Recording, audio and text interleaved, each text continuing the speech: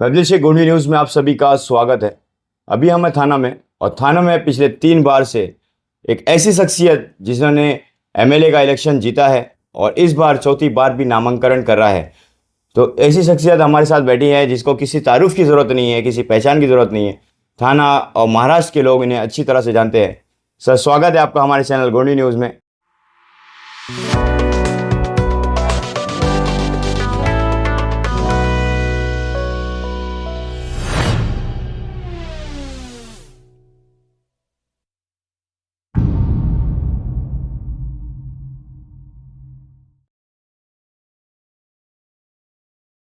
जिस तरह का विधानसभा 2024 को लेकर इलेक्शन में माहौल बना हुआ है, तो इस टॉपिक पर हम आपसे बात करने के लिए कुछ टॉपिक पर आए हुए हैं। तो कैसा लग रहा है आपको विधानसभा 2024 का इलेक्शन?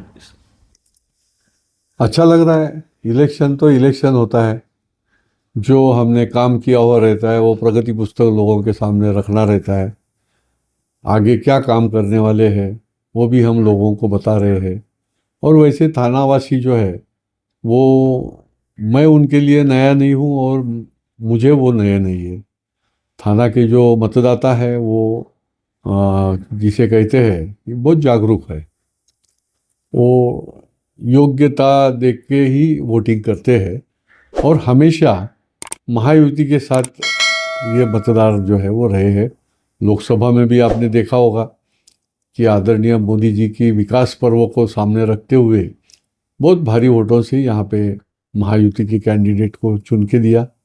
और मुझे विश्वास है कि अब की बार भी यहाँ के मतदाता जो है वो काम के आधार पर, विकास के आधार पर निश्चित रूप से हमें ही आशीर्वाद देंगे।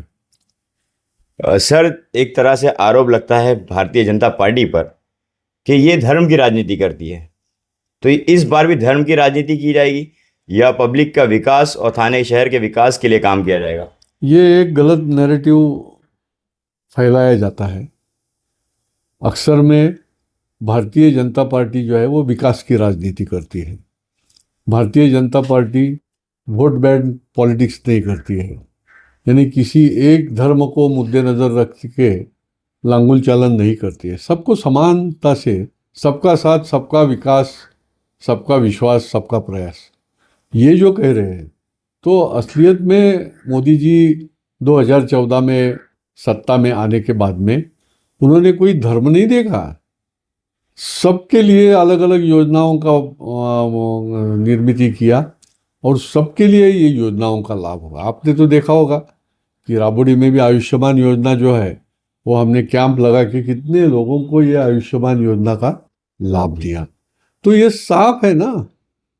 तो लोग जो कह रहे हैं वो मुद्दा करके बदनाम करने के लिए कह रहे हैं, एक गलत नैरेटिव करके कह रहे हैं। जो जो योजनाएं हैं उसका लाभ सभी धर्म, सभी वर्ग, सभी जाति, सभी गरीब कल्याण योजना है वो सभी को मिलना चाहिए, ये भूमिका लेके किया है। तो भाजपा धर्म की बात कहाँ करती है? भाजपा तो विकास की बात करती। सर, पिछले 15 साल से आप लगातार एमएलए रहे हैं और चौथी बार भी इंशाल्लाह आप एमएलए बनेंगे। जिस तरह से आपको सपोर्ट पूरे थाना के लोगों का मिल रहा है, तो पिछले 15 साल में ऐसे क्या काम आपने किए हैं और क्या काम रह गए जिसके आप वादे जनता से करेंगे कि अगले बार अगर मैं आप जीत कर आता हूँ तो जनता के लिए ये चीज़ें होनी चाहिए? नहीं, 2 टर्म यहाँ पे मैं विधायक करके एमएलए हूँ और उसके पहले जो है वो कोकण ग्रेजुएट कॉन्स्टिट्यूंसी का मैं विधायक था। गए 10 साल में इतने अभी बहुत समय नहीं आपको पूरेगा, क्योंकि हमारा ये लोगों को वादा रहता है कि हम क्या काम कर रहे हैं उसका हमने प्रगति पुस्तक जो है वो लोगों के सामने रखना चाहिए। जो हमने रखा है एक पत्रक के माध्यम से, हर एक प्रभाग में भी हमने जो काम किए हैं उसका भी हमने अहवाल तैयार करके दिया है। तो मोटे मोटे तो बहुत सारे काम जो है वो लोगों के लिए करने की हमारी कोशिश रही और उसमें हमें सफलता भी मिली। क्यों? तो डबल इंजन सरकार है, केंद्र में भी है, राज्य में भी है, तो निर्णय लेने में बहुत आसान जाता है। तो अभी 2-3 अभी जो निर्णय हुए, जो मुंबई एंट्री पॉइंट के टोल नाके हैं, तो ये टोल नाके के लिए हमने कितना साल से हमने पाठपुरावा किया। विधिमंडल में भी ये मुद्दे बहुत बार रखे, विधिमंडल के बाहर भी हमने आंदोलन किए। लेकिन मैं शिंदे साहब को, फडणवीस साहब को और अजित दादा को बहुत बहुत उनका अभिनंदन करूंगा कि ये एक करेजियस निर्णय, ये धाड़सी निर्णय इसे कहते हैं कि इन्होंने लेकर ये सारे 5 के 5 मुंबई एंट्री पॉइंट जो है वो खुले कर दिए, टोल मुक्त कर दिया। 65 टोल नाके जो है वो उन्होंने मुक्त किए थे, फडणवीस सरकार था तभी, लेकिन ये बहुत महत्व के थे, उन्होंने मुक्त किए। एनए टैक्स का जो सिलसिला चलता था, लोगों के ऊपर बहुत भारी नोटिसें आती थी, उनको अकृषक कर बोलते हैं, बिना खेती, तो ये रद्द हो गया। मैं इसके लिए तीनों जो मंत्री थे, यानी तीनों सरकारें, तो मैंने ही स्टे हमेशा मैं जाके लेके आता था और लोगों को तसल्ली मिलती थी। लेकिन ये कायम रूप से ये जिजिया कर है, हमारे का मुद्दा है, तो ये जिजिया कर रद्द होना चाहिए। प्रॉपर्टी टैक्स हमें भरना पड़ता है, ये फिर से ये एनए टैक्स का भी नोटिस आता है, वो भरना पड़ता है सोसाइटियों को।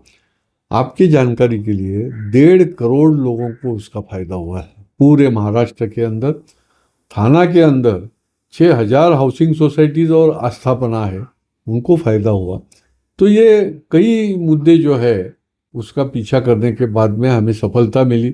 कोपरी पुल है, कोपरी पुल आपने देखा होगा कि अभी लोकार्पण हुआ, 8 लेन का ये हुआ, तो इसका भी 11 साल से मैं ही पीछा करता था, उसके लिए बहुत कोशिशें की और एमएमआरडीए के माध्यम से और रेलवे के सहयोग से वो कोपरी पुल बन गया।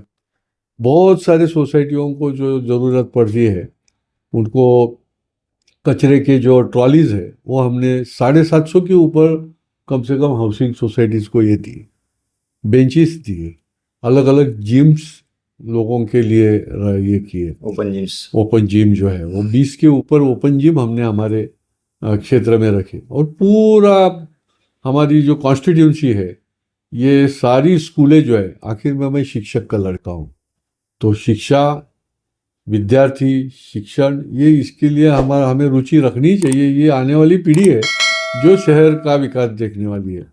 तो हमने पूरी सारी स्कूलें जो है वो डिजिटल की, डिजिटल स्कूल के माध्यम से उनको आसान पड़ता है। तो ऐसी मोटी मोटी बहुत सारी काम जो है वो हमने सफलतापूर्वक किए, डेवलपमेंट के काम भी किए।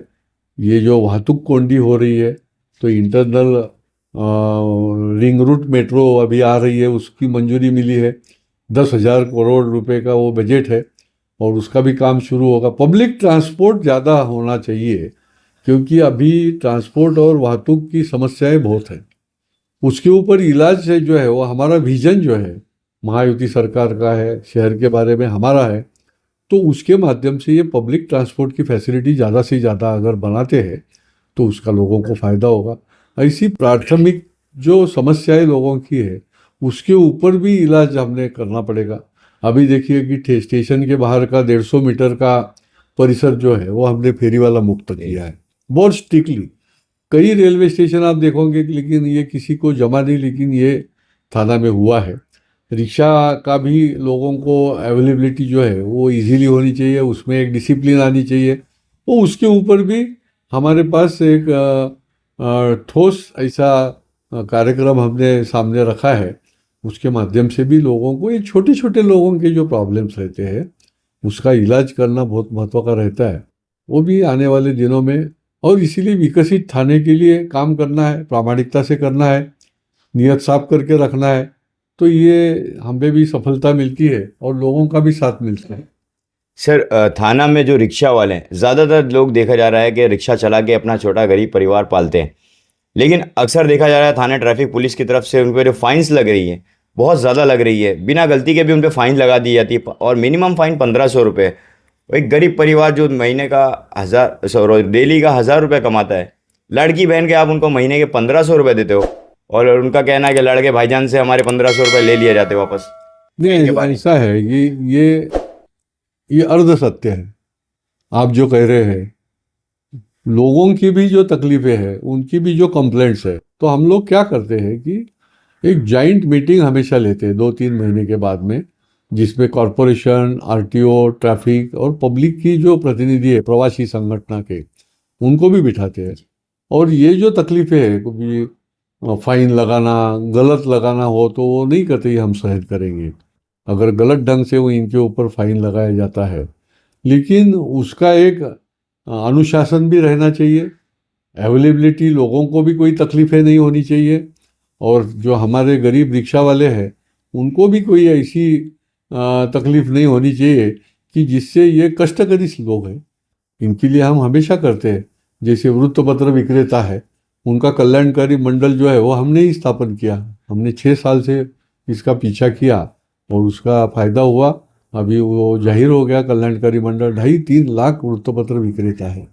तो ये कष्टकरी लोगों के लिए करना ही है, लेकिन एक अनुशासन के साथ में बैठ के करना है, वो हम आगे चल के भी करने वाले हैं। सर, मुस्लिम समाज देखा जाता है कि बीजेपी से हमेशा कटते हुए नजर आते हैं, हमेशा बीजेपी उनके विरुद्ध में रहती है। तो अब किस तरह से, जैसे आप राबोडी में रहते हो और इस तरह से राबोडी में आपको सोशल वर्कर फरहान सिद्दीकी के ऑफिस पर जिस तरह से मुस्लिम समाज का एक प्यार देखने के लिए मिलता है, आपने लोगों के लिए बहुत सारे वहाँ पे काम किए, पानी के काम किए, आधार कार्ड स्कैम्स लगाए, और पानी की सबसे बड़ी समस्या वहाँ पर थी, जिसके लिए आपने एमएससीबी के वहाँ पे लाइट बिल वालों को भी बुलाकर एक कैंप लगवाया था, उनकी प्रॉब्लम को दूर करी थी। तो आने वाले दिनों में अगर आप जीत कर आते हैं तो क्या राबोडी वासियों की सबसे बड़ी पानी की जो समस्या है, क्या उसके लिए पानी की टांकी बनाई जाएगी राबोडी में? नहीं, ऐसा है कि राबोडी फिर उतरसर ऐसा हम देखते नहीं, कौन कहाँ बचता है, कौन कौन से धर्म का है या क्या है, हमको काम करना है। मैं जब भी पहली बार राबोडी में गया तो हमने उनको बताया कि हमको मजहब की बात नहीं करनी है, हमको आपके जो मसले हैं वो सॉल्व करने हैं, और उस दृष्टि से हमने वहाँ इनिशिएट किया। देखिए, लोगों का विश्वास तो हासिल करना पड़ेगा, उनकी जो मसले हैं उसके ऊपर हमने ध्यान देना पड़ेगा। तो हमने वो मसले एक सॉर्ट आउट करना शुरू किए। बिजली के मसले थे, आयुष्मान कार्ड का शिविर लिया, आधार कार्ड का तो हमने 10 शिविर लिए वहाँ पे। तो ये हम नहीं देखे कि हमको ये वोट मिलता है नहीं मिलता है। देखो, लोगों को जो ज़रूरत चीज़ें हैं वो हमने करनी है। 25 साल तक एक कचरा का कुंडी हिली नहीं थी वहाँ से, कतलखाना रोड पे, हाँ, कतलखाना की बात। वो बाजू में आप अभी जाके देखेंगे तो लोगों को भी अचरज लग रहा है कि ये कैसे चमत्कार हो गया। जी जी। तो देखिए, when there is a will there is a way. तो हमारा इच्छा शक्ति रहेगी तो हम ये अच्छा लोगों के हित की बात भी कर सकते हैं, काम भी कर सकते हैं। तो इसीलिए उस इलेक्शन के बाद में हो या इलेक्शन के पहले हो, वोट मिलता है या नहीं मिलता है ये न देखते हुए हम उनके प्रतिनिधि हैं, तो उनका काम हमने करना चाहिए, और उसके पीछे हम पड़ते हैं, इसलिए लोग हमारे ऊपर प्यार करते हैं, प्रेम करते हैं।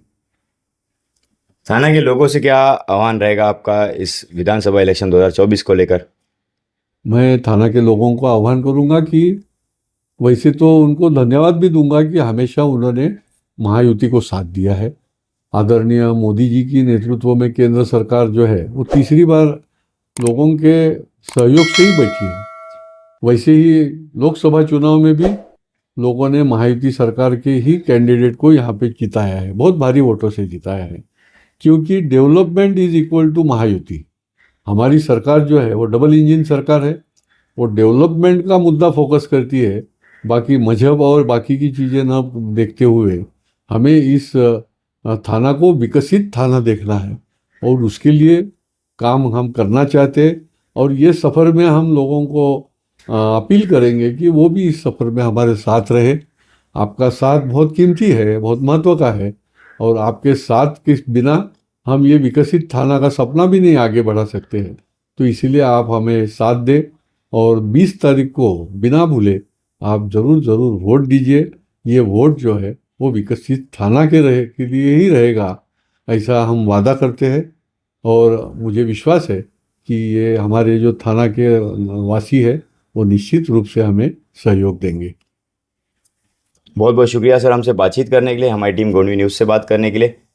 तो ये थे हमारे साथ एमएलए संजय जी केलकर साहब, जिन्होंने पिछले 2 बार इलेक्शन जीते हैं एमएलए के, और इस बार भी नामांकन जो है अभी किया है 2024 विधानसभा इलेक्शन को लेकर। तो अपनी राय कमेंट में ज़रूर करें, और इनके जो काम है उसको देख कर ध्यान दीजिए आने वाले इलेक्शन में, जिस तरह के माहौल है उसको देखते हुए। तो ऐसे तमाम वीडियोस और अपडेट्स के लिए देखते रहिए गोंडवी न्यूज़, आपकी जानकारी हमारी जिम्मेदारी। मिलते हैं एक नई वीडियो के साथ। जय हिंद, जय महाराष्ट्र।